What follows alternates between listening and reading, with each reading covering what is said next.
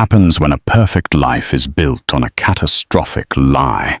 Bailey Bishop had everything: a sprawling Greenwich estate, a charismatic billionaire husband, and a place at the pinnacle of society. But her husband, Marcus Thorne, had a secret. A secret with blonde hair, endless legs, and a name, Serafina. When Bailey caught them in their penthouse apartment, she didn't scream. She didn't cry. She simply turned around, walked out, and vanished from the face of the earth. But it's the letter she left behind, a letter sent not to her husband, but to the world, that ignited a firestorm, destroying an empire and turning a society wife into a legend. The air in Greenwich, Connecticut, smelled of old money and freshly cut grass. From the outside, the estate of Marcus and Bailey Bishop was the very definition of success. It was a sprawling, ivy-covered Georgian mansion that sat on 12 acres of woodland, a monument of stone and glass that seemed to rise organically from the landscape. Inside, Bailey Bishop was adjusting a stem of white orchid in a Ming vase. Everything in her home was perfect, curated with a precision that bordered on the sterile. Bailey herself was like that, pale blonde, elegant, and possessed of a stillness that people often mistook for fragility. She was the perfect wife for a man like Marcus Thorne. Marcus was the sun to her moon.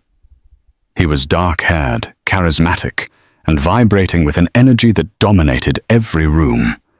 He was the founder and CEO of Thorne Dynamo, a green energy company that had promised to solve the climate crisis with its revolutionary Helios core technology. He was lauded on magazine covers as the Tesla of the East Coast, the man who was making sustainable energy not just viable, but profitable and sexy. Tonight was the annual Future Forward Gala, the largest fundraising event for the Thorne Foundation and the undisputed highlight of the Greenwich social calendar. Bailey, as always, was the silent engine behind the event. She had curated the guest list, tasted the food, and approved the seating chart, ensuring rival investors were seated far apart. Marcus found her in the grand hall, tapping at her tablet. He kissed the top of her head, his scent, expensive cologne, and ozone washing over her. "It's perfect, Bailey, as always," he said, his voice a low, appreciative hum. He glanced at his phone, his thumb swiping rapidly. "Arthur Langdon just confirmed the Japanese consortium is in. They're buying another 5%.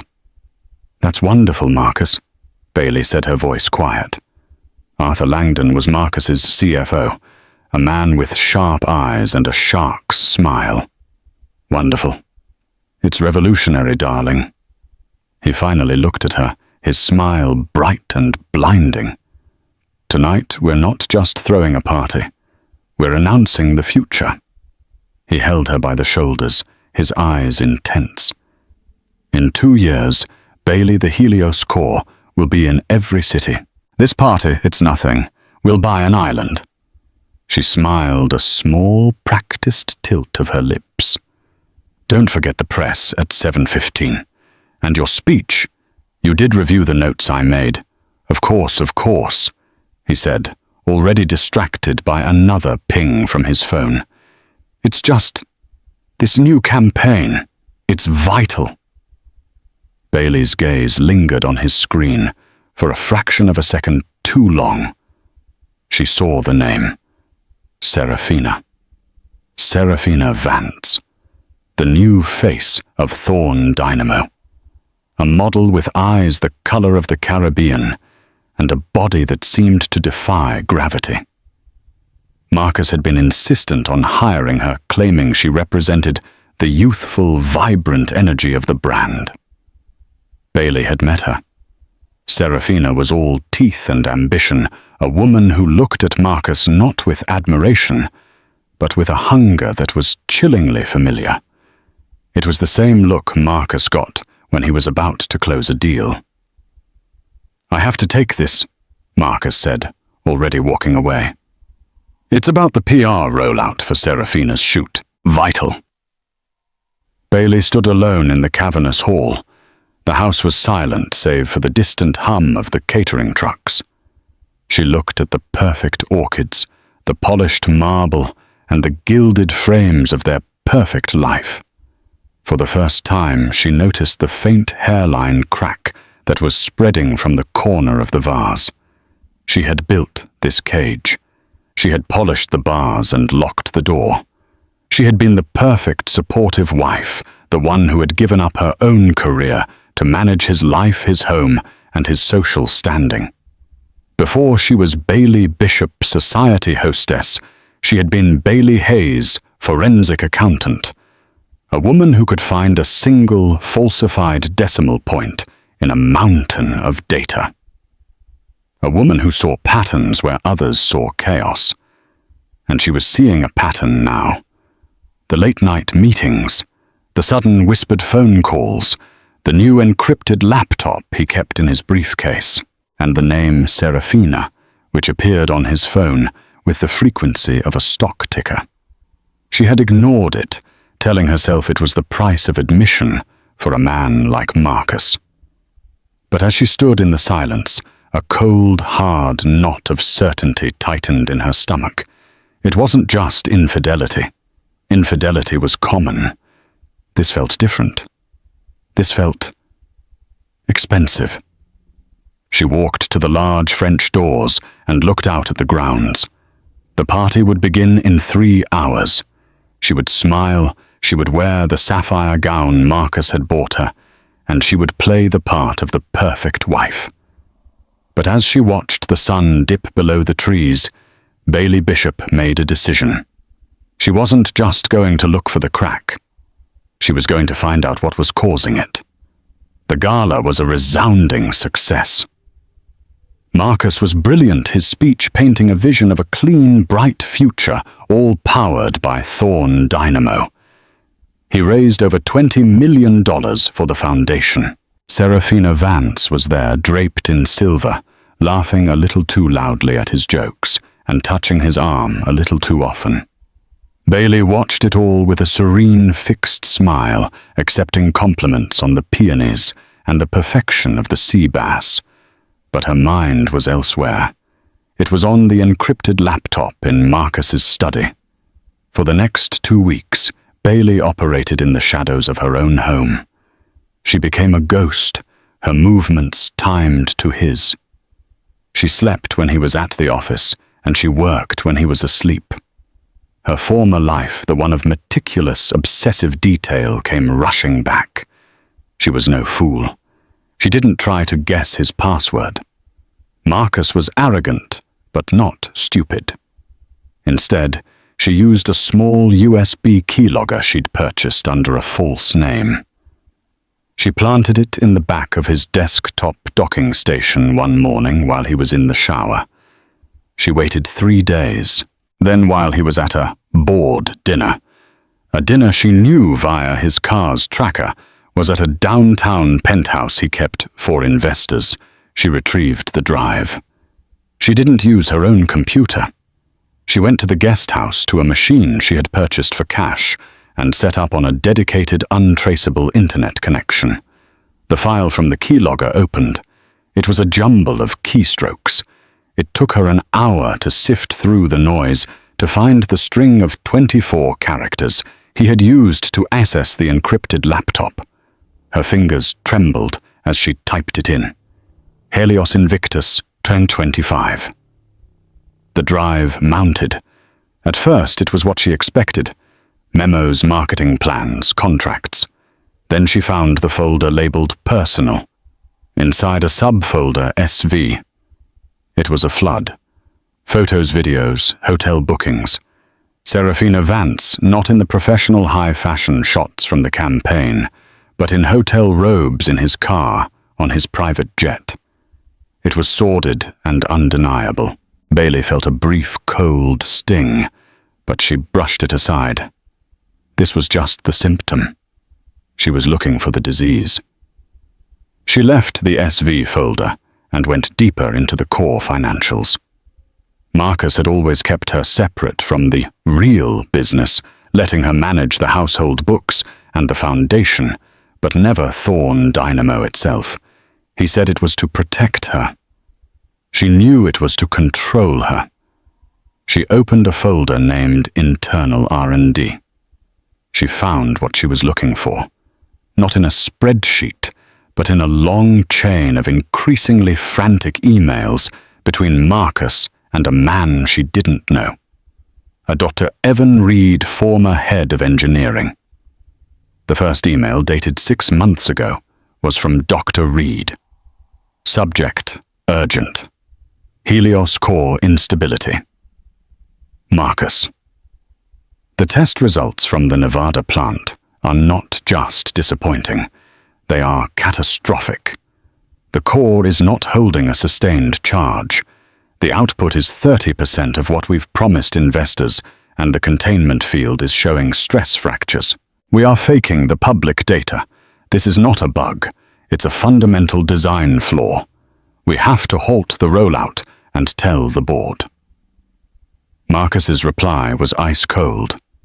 Evan, you are overreacting. The data is managed, not faked. We are in a delicate phase of investor confidence. Your job is to fix it, not to panic. Keep this between us. The chain continued for weeks. Dr. Reed becoming more desperate, Marcus becoming more threatening. The final email was from Arthur Langdon, the CFO, sent to Marcus. Subject: the Reed problem. It's handled. His severance package includes a non-disclosure agreement, so ironclad, he won't be able to order a coffee without my permission. He's gone. I've promoted his number 2, who understands team loyalty. Bailey's blood ran cold. This wasn't just infidelity. This wasn't just cutting corners. This was a multi-billion-dollar fraud. Thorn Dynamo, the company that was supposed to save the world, was a house of cards. The Helios core was a lie. She kept digging. She found the real money trail. A shell corporation registered in the Cayman Islands, SV Holdings. She had assumed SV stood for Serafina Vance. It did. But it was worse than she thought. Marcus wasn't just paying for his mistress. He was laundering money through her. He had awarded Serafina's modeling agency, a company she'd founded 3 months ago, an exclusive $50 million marketing contract. From there, the money was being funneled from SV Holdings into private offshore accounts. He wasn't just cheating on Bailey.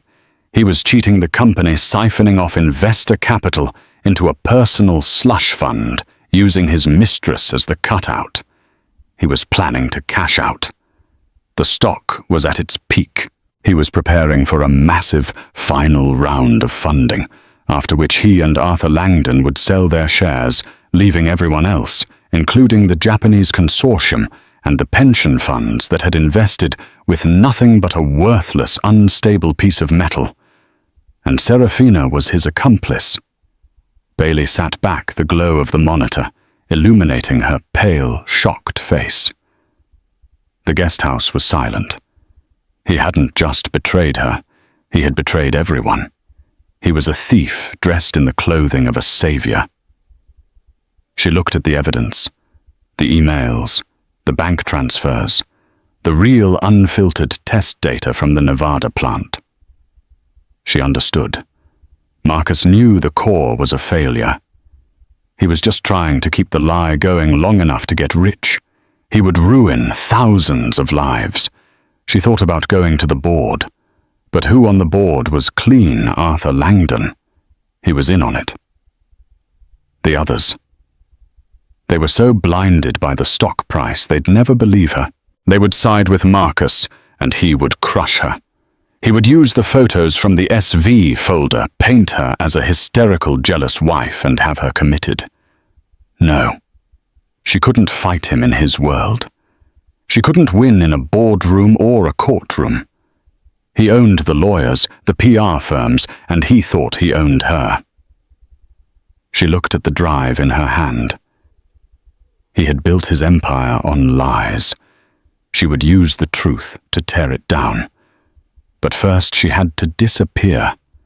And to do that, she had to control the narrative of why she was leaving. The fraud was the weapon, but the affair was the motive. She had to be the wronged wife, not the forensic accountant whistleblower. The world understood a woman scorned. It was the perfect cover. Her plan began to form, cold, meticulous, and precise. She wasn't just going to leave him. She was going to excavate him. Bailey Bishop spent the next month living a double life with chilling precision. By day, she was the dutiful, if slightly distant, Mrs. Thorne. She organized his dinners, scheduled his appointments, and nodded serenely when he told her he'd be working late. By night, she was Bailey Hayes, the analyst. She didn't just copy the files from his encrypted drive. She downloaded everything. The company's entire financial history, the falsified engineering reports, the secret contracts, and the damning email chains. She duplicated them onto 5 separate encrypted military-grade hard drives. Next, she began the slow, methodical process of liquidation. She had maintained her own brokerage account from her pre-marriage days. She had been a savvy investor. Over the years, she had also been the primary manager of their household accounts, which Marcus in his arrogance saw as play money, but which she had grown into a substantial 7-figure sum. She began moving assets not in large, suspicious chunks, but in a quiet, steady stream. She transferred the funds through a series of shell corporations she'd built herself over the past 2 weeks, ending in a secure, anonymous bank in Switzerland. A bank that valued privacy above all. She was careful. She took only what was legally hers, her own investments, the money she'd inherited, and the pre-stipulated amount from their prenup. She left his money, the money from Thorne Dynamo, untouched. She wasn't a thief. She was a witness. She secured a new passport and identity. It was expensive dealing with specialists in the digital dark arts, but she paid in untraceable cryptocurrency. She was no longer Bailey Bishop. She was to become Anna Kessler, a German art historian. She studied Marcus's calendar. She knew he kept a penthouse at the new, obscenely expensive 111 West 57th Street in Manhattan. He'd told her it was for entertaining foreign investors. Her tracking of his credit cards told her it was for entertaining Serafina Vance. She found the date. Friday, June 10th. He had told her he was flying to Tokyo for an emergency meeting with the consortium. His flight records, which she'd accessed via his travel rewards account, showed he was flying nowhere. His calendar, however, showed a 7 p.m. reservation at Per Se and a $5,000 order from a high-end lingerie boutique to be delivered to the penthouse. That was the day. She spent that Friday finalizing her exit. The 5 hard drives were packaged. One was sent by secure courier to a bank vault in Zurich. One to a law firm in London she had vetted with a dead man's switch instruction. If you do not hear from me by the 1st of every month, deliver this package to the U.S. Securities and Exchange Commission. The remaining 3 were for later. At 6:00 p.m. she left the Greenwich estate. She didn't pack a bag. She left her clothes in the closet, her jewelry in the safe, her phone on the kitchen counter. She walked out wearing a simple black dress, carrying only a purse. Her car was left in the garage. She took a prepaid car service into Manhattan. At 7:30 p.m., she walked into the shimmering lobby of 111 West 57th Street. She didn't need a key. She knew the code to the private elevator. Marcus was sloppy. He used the company's founding date. 0815. The elevator opened directly into the penthouse. The scene was exactly as she had pictured. The skyline of Manhattan glittered behind them like a million judging eyes. Champagne glasses were on the marble bar. Music was playing. Marcus was in a silk robe, his back to her, pouring another drink. Serafina Vance was draped on the white sofa wearing the lingerie from the 7 p.m. delivery. They both froze. Serafina's mouth opened in a silent, perfect O of shock. Marcus spun around his face a mask of disbelief, which quickly curdled into fury. "Bailey, what the hell are you? How did you get in here?" This was the moment, the pivot point of her entire life. She was supposed to scream, to cry, to throw the champagne bottle. This was the scene he expected. Bailey Bishop did none of those things. She stood perfectly still in the entryway, her purse held in front of her. She looked at Marcus, her gaze flat and devoid of any emotion. She looked at Serafina, taking in the scene with the dispassionate air of an inspector. "Bailey, I can explain," Marcus stammered, taking a step forward, holding his hands up. "Can you—" Bailey's voice was quiet, but it cut through the music. "She means nothing to me, Bailey. It was a mistake, a stupidity. It's the pressure, the business." Bailey let the silence hang.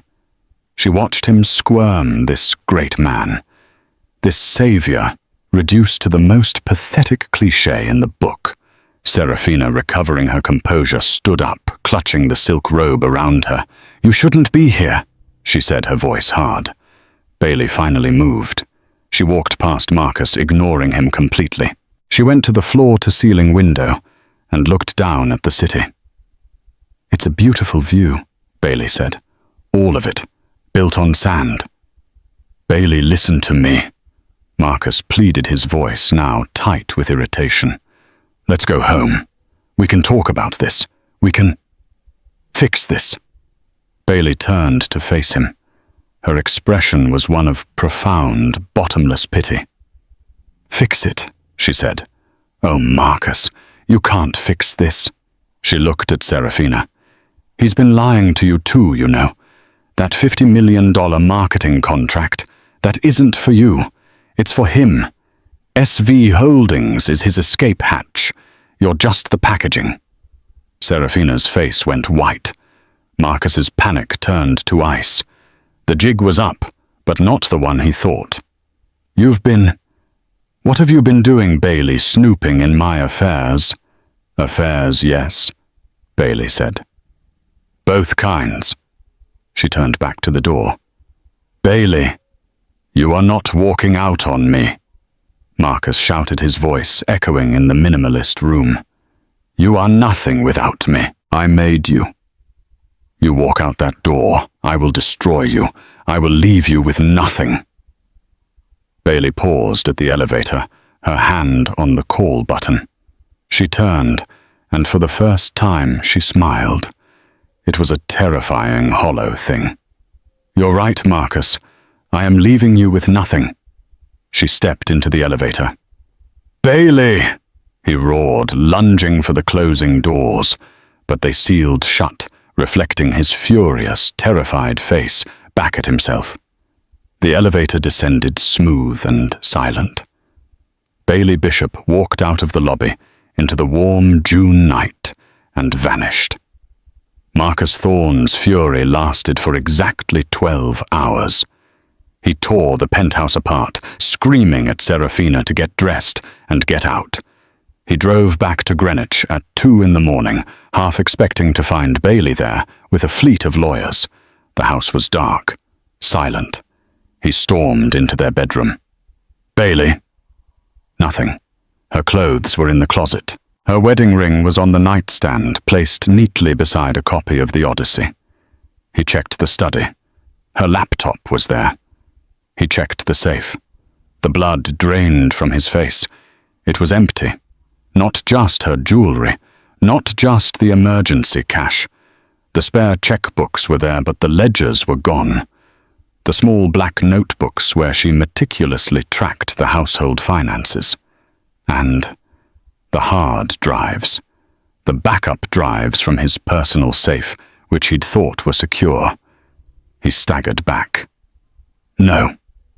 He ran to his own study. He powered up his main computer. He tried to log in to the company's secure server from his home terminal. Access denied. He tried again. Access denied. User profile M. Thorne. Privileges revoked. What is this? He tried to log into his personal offshore accounts, the ones he'd set up with Arthur Langdon. Account frozen. Pending security verification. A cold, visceral terror, an emotion Marcus hadn't felt since he was a child, gripped him. This wasn't a wife leaving. This was an extraction. He called his office. It was Saturday morning. No one answered. He called Arthur Langdon. It went straight to voicemail. He called the head of his IT department. "Damien, it's Marcus. Someone has locked me out of the server. I think we've been breached. I need you to... Mr. Thorne." Damien's voice was shaky. I can't do that, sir. My access was revoked an hour ago by an alpha-level administrator. I thought it was you. Alpha level, I'm the only alpha, me and Arthur. No, sir. There was a third. An administrator account we set up for the initial build-out years ago. EH admin. It's been dormant for 6 years. It just became active an hour ago. EH Bailey Hayes. Marcus dropped the phone. She had built the system. He remembered now vaguely. Years ago, before Thorne Dynamo was a giant, back when they were in a tiny office in Stamford, Bailey, with her accounting background, had set up their entire financial architecture. He'd phased her out as the company grew, bringing in real executives like Langdon. He'd forgotten she still had the skeleton keys. She hadn't just copied the data. She had locked him out of his own kingdom. He spent the next 5 days in a blur of mounting panic. He couldn't call the police. What would he say? My wife ran away and took all the evidence of my corporate fraud. He couldn't call his investors. He couldn't call the board. He was blind, trapped in his own glass mansion. He was an emperor with no clothes, and he was beginning to realize no empire. He hired a private investigator, a brutal, expensive man named Gavin Rook, who specialized in discreet retrievals. "Find her," Marcus growled, pacing his study. "She's unstable, hysterical. She took things that don't belong to her." Rook was unimpressed. "She took money. She took data. Sensitive data. Proprietary. And she's your wife. So she's angry. She'll be at a spa in Arizona or a friend's place in the Hamptons. She'll run out of money and come back." "You don't understand," Marcus hissed, his hands shaking. "You need to find her now." For a week, there was nothing. Rook's team hit brick walls. Bailey Bishop had not used a credit card. She had not used her passport. Her phone was still on the kitchen counter. She did not exist. Then on the 8th day after her disappearance, Marcus Thorne's world ended. It didn't start with a phone call. It started with a sound. The sound of a helicopter. He looked out his window and saw a black, unmarked helicopter landing on his perfect front lawn. Men in dark suits with FBI and SEC emblazoned on their vests poured out. At the same time, the gates to his estate, the gates she had the codes for, swung open, and a convoy of black SUVs sped up the driveway. His phone began to scream. It was Arthur Langdon. "Marcus, they're here." The feds are everywhere. They're raiding the office. They have warrants." Marcus stood frozen, his coffee cup slipping from his hand and shattering on the floor. A sharp, metallic rap echoed through the hall.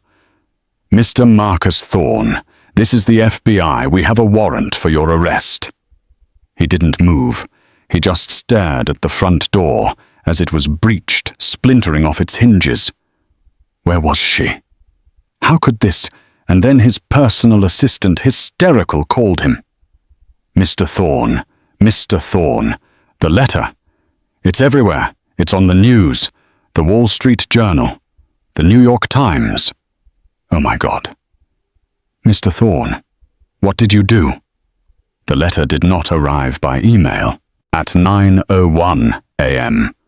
That morning, precisely as the stock market opened, simultaneous packages were delivered by bonded courier to the editor-in-chief of the Wall Street Journal, the head of the SEC's Enforcement Division, and the Attorney General for the Southern District of New York. Each package contained 2 items: a slim 12-page bound letter and a single black encrypted hard drive. The letter was printed on thick watermarked paper. The title on the front, in simple, elegant serif font, read, "An open letter regarding the insolvency and criminal fraud of Thorne Dynamo Inc." It began, "To the investors, employees, and the public trust, my name is Bailey Hayes Bishop. For the past decade, I have been the wife of Marcus Thorne, the celebrated founder of Thorne Dynamo. While the world knew me as a hostess, my husband knew me as his first accountant. It was I who built the financial architecture of his company. It was an architecture he later used not to build a future, but to orchestrate one of the largest corporate deceptions in modern history. I am writing this letter because I can no longer be complicit through my silence in this fraud. Thorne Dynamo is a lie. The Helios core does not work." The letter was not a jilted wife's emotional rant. It was a cold forensic execution. In precise numbered sections, Bailey laid out the entire conspiracy. She detailed the Reed problem, including the suppressed engineering reports from Dr. Evan Reed, who she noted was fired and silenced for telling the truth. She detailed the falsified data that was being fed to investors, showing a 300% performance exaggeration. She detailed the shell corporation SV Holdings and its true purpose. She named Serafina Vance not as a mistress, but as an unindicted co-conspirator in a scheme to launder stolen investor capital. She detailed the imminent plan by Marcus Thorne and CFO Arthur Langdon to initiate a final round of funding, which they intended to use as exit liquidity before selling their shares and bankrupting the company. "Mr. Thorne's infidelity," she wrote in a chilling paragraph, "is a personal matter, but his use of his mistress, Miss Vance, to create a $50 million shell corporation to steal from his own shareholders is a federal crime. The affair was merely a symptom of his true pathology, a pathological greed that has poisoned his company from the root." The Wall Street Journal editor, a woman named Clara Jensen, read the letter with her heart in her throat. It was the biggest story of the year, possibly the decade. It was Enron Madoff and Theranos rolled into one. Get me everyone," Clara stammered to her assistant. "Get our tech team, our legal team, and our financial crimes unit. Now. We have to verify this."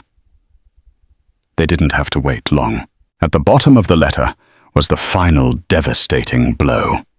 "The enclosed hard drive," Bailey wrote, "contains the entirety of Thorne Dynamo's internal servers. It includes the original unaltered engineering data from the Nevada plant, the full email and text message history of Mr. Thorne and Mr. Langdon, and the complete unredacted bank records from SV Holdings and their associated offshore accounts. The password for the drive is Dreven Reed was right. I have taken these steps because I am in fear for my life. Marcus Thorne is a powerful, vindictive man, and the men he associates with are dangerous. I have disappeared. I am in a safe location, and I have taken precautions. Multiple copies of this drive are in secure locations across the globe. Should any harm come to me, or should any attempt be made to suppress this investigation, the full unencrypted contents of the drive, including materials not provided to you, will be released to every major news outlet and law enforcement agency worldwide. I urge you to act quickly. The market is open, and investors are still buying a lie. It was signed simply, Bailey H. Bishop. The journal didn't even have time to publish. The SEC, moving with a speed that shattered all bureaucratic records, had already seen enough. The letter combined with the drive was not just a smoking gun. It was a full confession, complete with appendices. They hit the sell button on Thorne Dynamo's stock, halting all trading. But it was too late. The news had leaked from inside the SEC. In 12 minutes, Thorne Dynamo's stock, once the darling of the S&P 500, flatlined. It went from $450 a share to $12, then to zero. The headlines were instantaneous and brutal. Thorne Dynamo. CEO arrested in FBI raider. The Bishop letter vanished. Wife exposes multi-billion-dollar Helios fraud, Helios Core. A hoax whistleblower wife claims model Serafina Vance implicated in Thorne conspiracy. By noon, Bailey Bishop was the #1 trending topic in the world. She was the vanished wife, the whistleblower ghost. Marcus Thorne, the man who was going to save the world, was led out of his Greenwich mansion in handcuffs, his face a mask of stunned, uncomprehending rage. The fallout was a nuclear winter. The collapse of Thorne Dynamo wiped out an estimated $70 billion in market value. Pension funds, university endowments, and tens of thousands of retail investors were ruined. The Japanese consortium Marcus had been so proud of was facing financial ruin. The case became the trial of the decade. The US government, humiliated by the scale of the fraud, threw every available resource at it. Arthur Langdon, the shark-eyed CFO, was the first to flip. Faced with life in prison, he agreed to testify against Marcus in exchange for a reduced sentence. His testimony painted a portrait of Marcus as a narcissistic mastermind who bullied his subordinates into compliance. Serafina Vance was next. Her high-powered lawyers tried to paint her as another one of Marcus's victims, a naive girl duped by a powerful man. That narrative held until the prosecution produced the bank records from SV Holdings, showing wire transfers from her account to purchase a villa in Lake Como and a $3 million diamond. She too testified, claiming Marcus had forced her to participate. No one believed her. She was convicted of conspiracy to commit wire fraud and money laundering. But the star witness was one who never appeared. Bailey Bishop. Her letter was the centerpiece of the trial. Her hard drive was the prosecution's entire case. The defense team, led by a high-priced lawyer named Benjamin Croft, tried to have her evidence thrown out. "This is inadmissible," Croft argued. "It is the fruit of a poisoned tree. This is evidence stolen by a vindictive, jealous wife. She broke into his computer. She stole his private property. This is a revenge fantasy, not a legal case." The judge, a no-nonsense woman named Tricia Warren, overruled him. "Mr. Croft, your client, is accused of defrauding the public of $70 billion. The The private property you're referring to is evidence of that crime. The source's motive, be it jealousy, civic duty, or a love of opera, is irrelevant. The evidence is the evidence. It stands. The trial was a circus. The key emailed Dreven Reed was right became a national catchphrase. Dr. Evan Reed himself was brought in to testify, a quiet, broken man who finally got to tell his truth. He explained in devastating technical detail how the Helios core was a physical impossibility and how his data had been systematically altered. Marcus Thorne's defense was pure arrogance. He testified that Bailey was unstable, that Dr. Reed was a disgruntled employee, that Arthur Langdon was the real mastermind. He claimed he was a visionary, not an accountant, and that he was unaware of the day-to-day minutiae. The prosecution's closing argument lasted 2 hours. The jury deliberated for 45 minutes. Marcus Thorne was found guilty on all 28 counts: securities fraud, wire fraud, conspiracy, and obstruction of justice. At the sentencing, Marcus, finally broken, wept and begged the judge for mercy. Judge Warren was unmoved. "Mr. Thorne, you have not just stolen money. You have stolen the public's trust.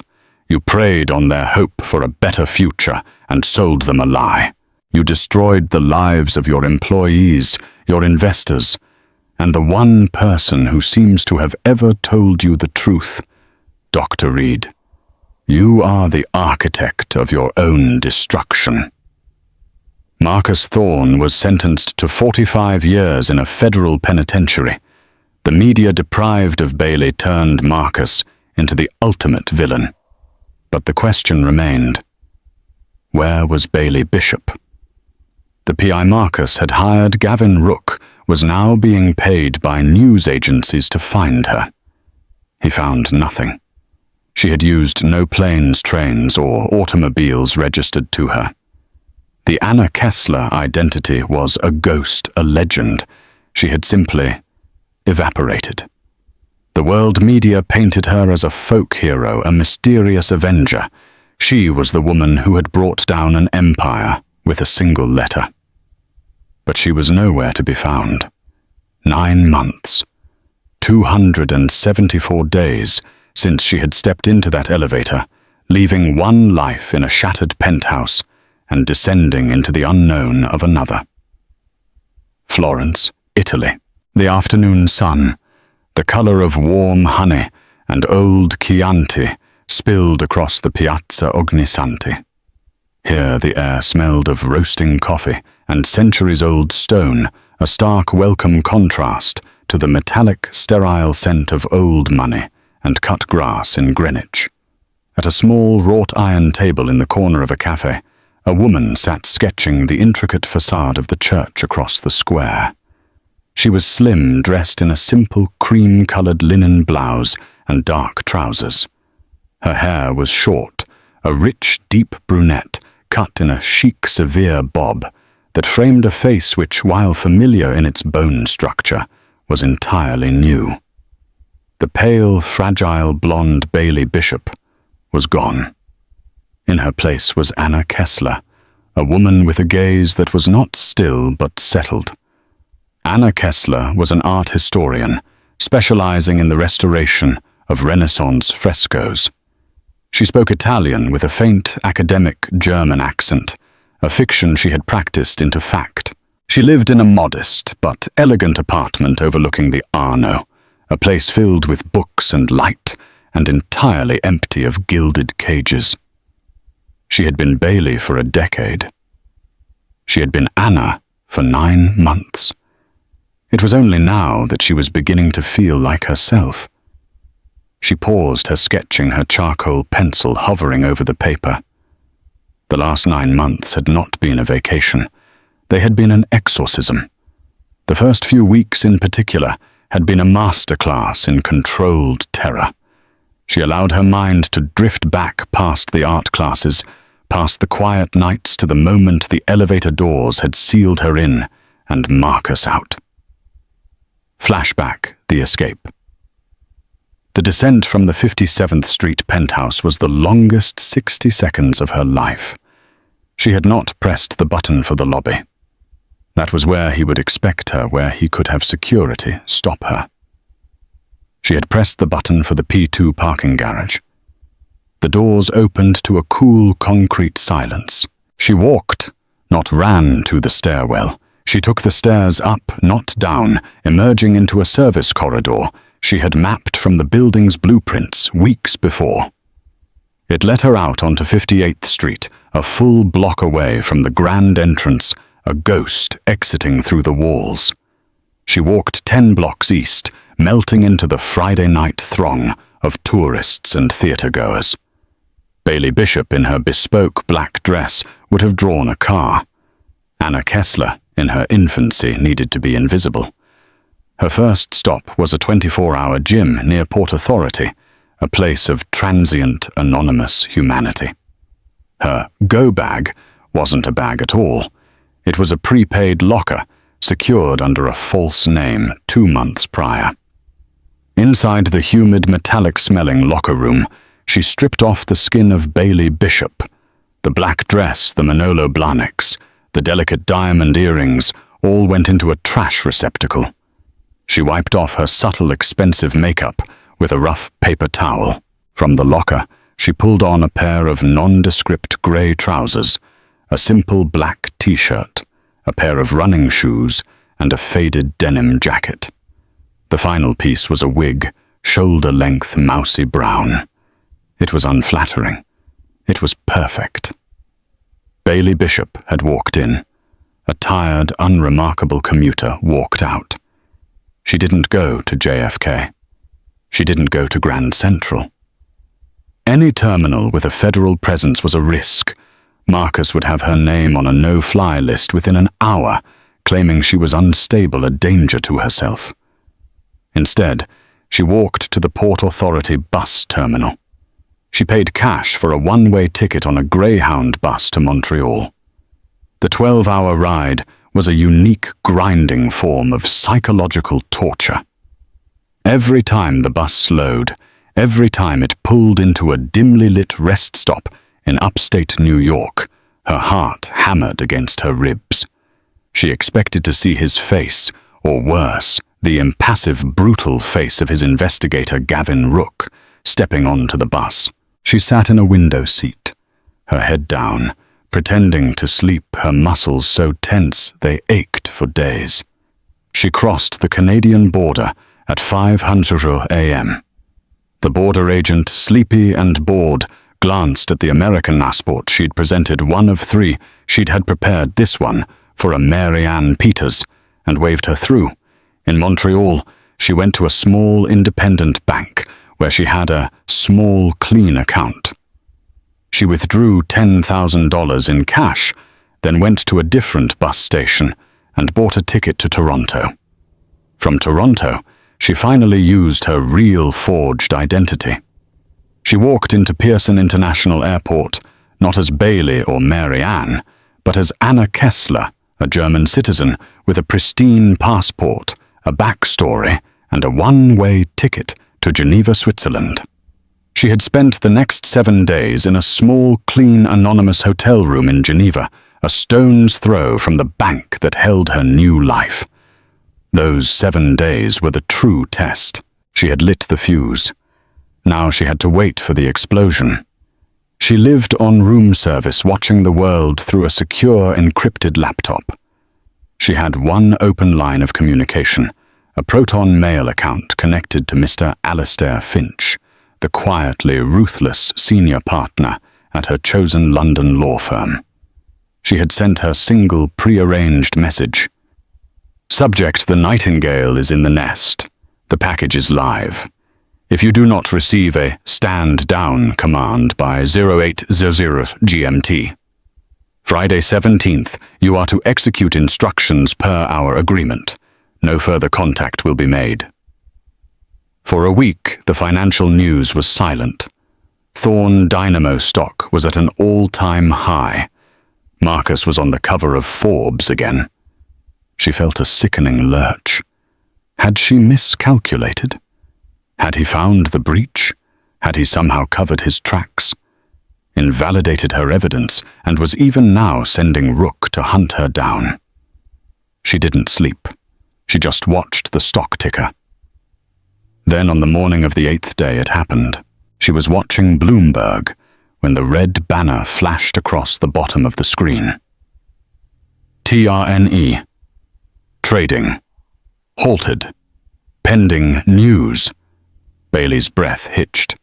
She stared unblinking. The ticker vanished. The screen cut to a breaking news anchor, his face grim. We are getting astonishing unconfirmed reports from New York. Federal agents from the FBI and the SEC are conducting a massive coordinated raid on the Greenwich, Connecticut estate of billionaire Marcus Thorne, as well as the Manhattan headquarters of Thorne Dynamo. The anchor's voice faded. Bailey looked down at her hands. They were shaking a violent, uncontrollable tremor that seemed to come from her very bones. And then she saw it. Her letter. A journalist was holding it up, reading excerpts aloud. A multi-billion-dollar fraud. The Helios core does not work. My name is Bailey Hayes Bishop. She was real. It had worked. She watched mesmerized as the anchors, the pundits, and the financial analysts tried to comprehend the scale of it. They showed the footage Marcus, his face a mask of purple apoplectic rage, being led in handcuffs from his marble-floored hall. They showed Serafina Vance looking cheap and terrified, being taken from her penthouse. Bailey did not feel joy. She did not feel triumph. She felt the catastrophic, agonizing release of a 10-year-old tension. It was the sound of a load-bearing wall finally crumbling. She leaned over the hotel room desk and was physically ill. When it was over, she stood up, washed her face, and deleted the email account. She packed her single bag, walked out of the hotel, and went to the bank. She accessed the Swiss vault, retrieved her remaining funds, and boarded a train. Not to Rome or Paris or London, too obvious. She went to Florence, a city of rebirth, a city where masterpieces were made lost and painstakingly restored. Present day. Piazza Ognissanti. Anna Kessler closed her sketchbook. The memory of the escape had lost its sharp, terrifying edge. It was now just a story. A waiter set a small, folded newspaper on her table. La Repubblica. She nodded her thanks. The headline was stark, the photo all too familiar. Marcus gaunt and grey, his bespoke suit replaced by an ill-fitting prison jumpsuit, stared blankly from the front page. The Wall Street Typhoon sentenced to 45 years. She read the article dispassionately. It detailed his final weeping plea for mercy. It detailed the judge's blistering condemnation. It mentioned the thousands of lives ruined, the pension funds obliterated. It mentioned her la moglie scomparsa, the vanished wife. The mysterious, heroic whistleblower who had brought him down and disappeared, a modern-day folk legend. She felt a flicker of nothing. Not pity, not satisfaction. He was just a variable in a solved equation. Her encrypted phone, a device she used only once a month, vibrated on the table. A new message. It was from Alistair Finch. Subject Phase 2. Complete. Madam, the U.S. government has finalized the SEC Victim Compensation Fund. As per your irrevocable directive executed the day of your departure, your entire spousal asset claim, $84.5 million, after liquidation and taxes, has been anonymously endowed. The Evan Reed Foundation for Technical Truth is now capitalized in perpetuity. Its first action enclosed was a success. We await any further instructions, though we understand none are forthcoming. Be well. AF. Her fingers, steady, now opened the attachment. It wasn't a bank statement. It was a small, obscure press clipping from a Californian tech journal. Young engineer wins suit against biotech firm. The story was simple. A 28-year-old woman, a junior engineer named Priya Sharma, had been fired for refusing to sign off on falsified data for a new medical device. She had been blacklisted, threatened, and was drowning in legal fees. Then an anonymous foundation had stepped in, the Reed Foundation. It had provided her with a legal team that outmatched the corporations. It had protected her from media harassment, and it had funded her defense until she had not only won her wrongful termination suit, but had forced a federal inquiry into the company's practices. Anna closed the phone. That was her victory. Not Marcus in chains. Not her name in the headlines. This quiet, unknown engineer who had told the truth and had not been destroyed for it. The money Marcus had stolen, the money he had used to build his lies, was now being used to protect the truth. It was the most perfect forensic justice she could imagine. Bailey Bishop had not done it for revenge. Revenge is a hot, messy, passionate act. This had been an audit. This was the balancing of the books. Marcus, Serafina, Arthur Langdon. They were just rounding errors she had to correct. She looked at the newspaper photo of her former husband one last time. He wasn't a monster. He was just a decimal point in the wrong place, a miscalculation that had threatened the integrity of the entire system. And Bailey Hayes, the forensic accountant, had simply finally corrected the balance sheet. Anna Kessler paid for her coffee in cash and gathered her sketchbook. She slid her sunglasses on, hiding her eyes, but not her presence. She stood, and for the first time in her life, she didn't feel the need to be invisible. She wasn't running. She wasn't hiding. She was simply Anna. She had her work, her art, and her freedom.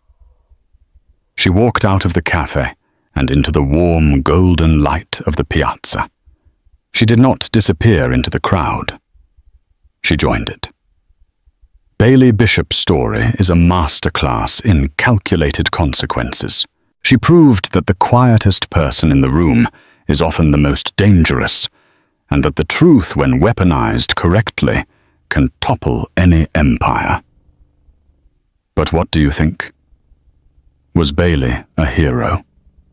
A whistleblower who served justice, or was she a vengeful woman who took the law into her own hands? Did Marcus and Serafina get what they deserved?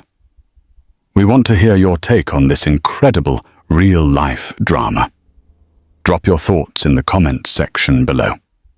If you love stories of complex characters, shocking twists, and justice served cold, please hit that like button. Share this video with someone who needs to see it, and most importantly, subscribe to our channel for more true life stories that are stranger than fiction. Don't forget to ring that notification bell so you're the first to know when our next story drops.